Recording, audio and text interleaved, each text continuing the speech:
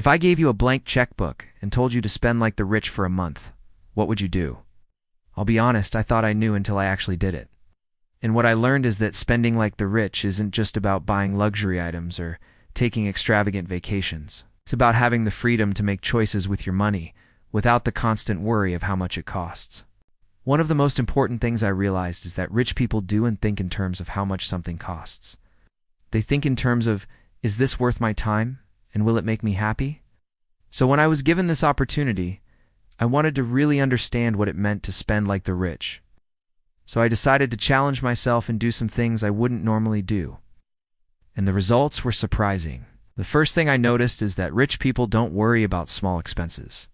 They don't count pennies or think twice about buying something small that they want. Growing up, I always felt this pressure to save money. I remember being so proud of myself when I found a coupon for 20% off at the store.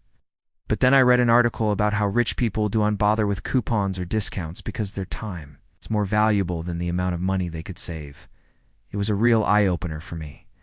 I realized that by trying to save a few dollars here and there, I was wasting a lot of time and energy that could be spent on more important things. So I stopped cutting coupons and started living life on my own terms. It wasn't easy at first, but eventually it became second nature, and now I never think twice about buying something small that I want. In fact, I find that I end up spending more money overall because I am not so focused on saving a few bucks. If I'm being honest, I love the freedom that comes with it. Rich people focus on getting the best value for their money. They're willing to pay for convenience and quality, and they understand the importance of investing in things that will last. When it comes to clothing, they don't buy fast fashion because it's cheap or trendy. Instead, they invest in high-quality pieces that will stand the test of time. They know that a well-made shirt will last longer and look better than a poorly made one from Zara, and they're willing to pay for it. This mindset has really helped me appreciate the value of quality over quantity. For example, I've stopped buying cheap electronics because I know they won't last very long. I've started investing in higher quality items that will serve me better in the long run.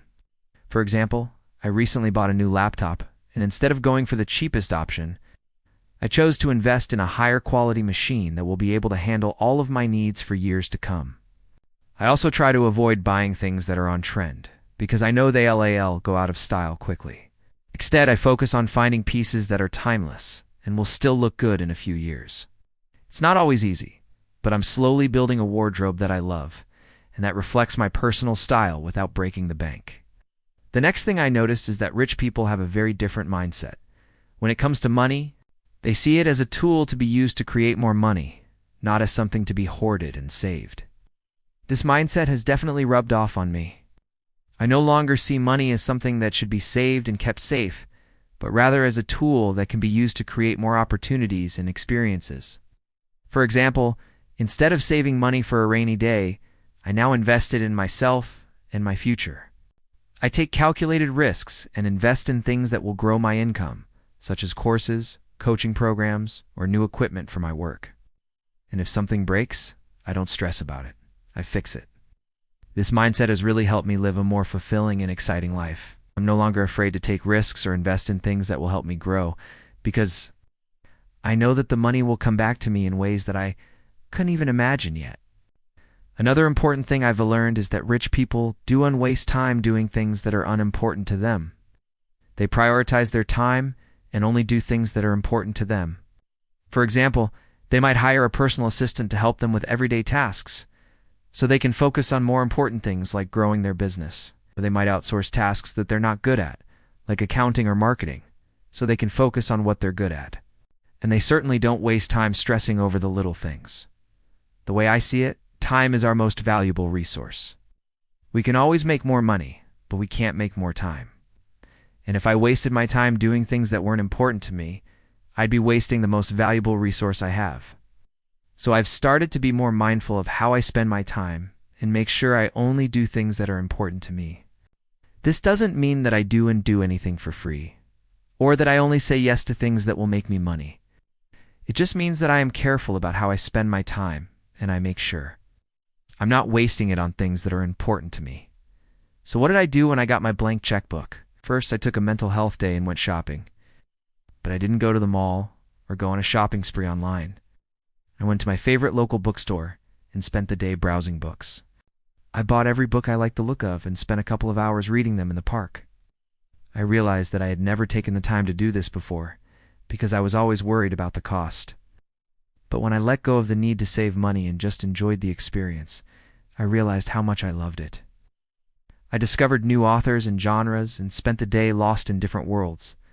It was a refreshing change of pace, and I felt completely content. I also went to the local farmer's market and bought fresh fruits and vegetables that I've never tried before. I bought a couple of avocados, some exotic mushrooms, and a bunch of other things that caught my eye. I love cooking, and I enjoy experimenting with new recipes. I usually stick to the basics because I'm on a budget. But when I didn't have to worry about the cost, I was able to be adventurous and try new things. I discovered new flavors and textures and learned how to cook with ingredients I've never used before. It was a great experience, and I highly recommend it to anyone who loves to cook. Finally, I booked a stay at a local hotel that I've always wanted to visit. It's a boutique hotel with a rooftop pool and views of the city skyline. I booked the most expensive room and spent the night lounging by the pool and taking in the views. It was the perfect way to relax and distress after a busy week.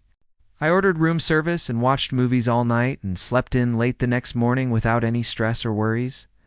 It was the perfect mini vacation, and I felt completely pampered.